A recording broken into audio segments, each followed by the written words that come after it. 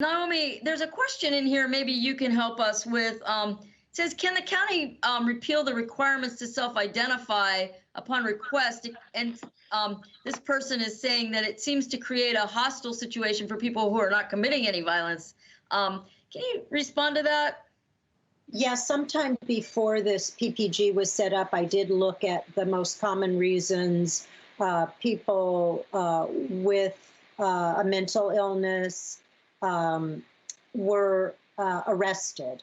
And that, as I recall, failure to identify yourself in response to a police officer's request was one of the top 3 reasons that they were arrested. So that is certainly something we'll look at. In fact, listening to the comments from the people in the community tonight has given me some more ideas of kind of areas we want to delve into. And certainly legislation that's going on statewide, but also the authority we have for changing some of those offenses that seem to pick up a lot of people with disabilities and mental illness who are really not committing any crime except for sort of these kinds of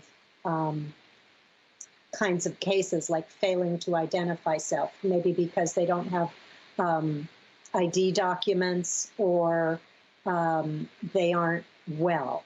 And so we're going to look at that very largely. And I guess I would want to tell people, when we look at the role of the police in responding to folks who have mental illness, that's one tiny piece of a very broken mental health system.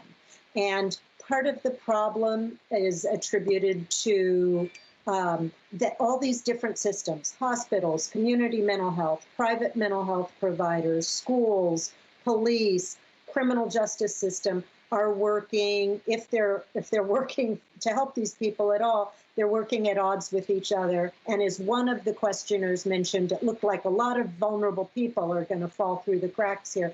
And I would say, certainly speaking for my group, I'm assuming all the groups feel this way, we really want to prevent that. So even though I haven't laid out hey, we're going to look at these 4 or 5 or 6 different things, just hearing from the community tonight is really helping me fill in some of these things. We'll certainly look at legislation and we will look at data, but we're bringing in some speakers who will talk about the big picture, and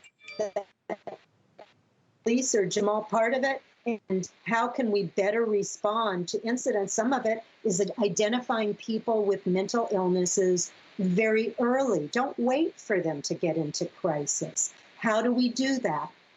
We'll be discussing that. So thanks for those questions.